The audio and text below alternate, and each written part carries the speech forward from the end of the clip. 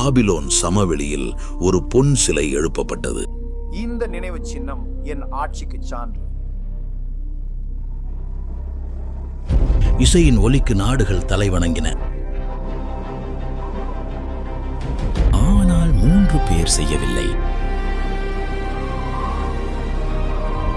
அவர்கள் நின்றார்கள். கலகத்தில் அல்ல, கோபத்தில் அல்ல, ஆனால் தங்கள் கடவுளுக்கு விசுவாசமாக. மன்னனின் கோபம் எரிந்தது. உலையை முன்னெப்போதையும் விட 7 மடங்கு சூடாக்க கட்டளையிட்டான். நெருப்பு மிகவும் உக்கிரமாக எரிந்ததால் அதை சுமந்த வீரர்கள் கூட நிலைகுலைந்தனர். சங்கிலிகளால் பிணைக்கப்பட்டு அவர்கள் நெருப்பில் எரியப்பட்டனர்.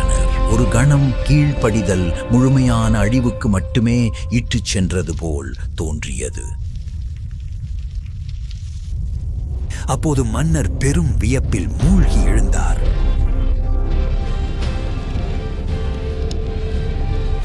நாம் 3 மனிதர்களை நெருப்பில் போடவில்லையா?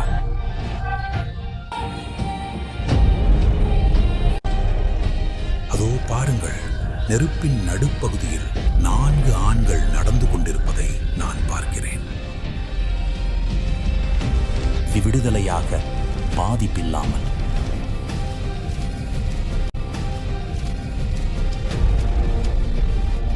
மற்றும் 4வது அவர்களுடன் இருந்தார். தீ அவர்களை எரிக்கவில்லை. காற்றியது அவரை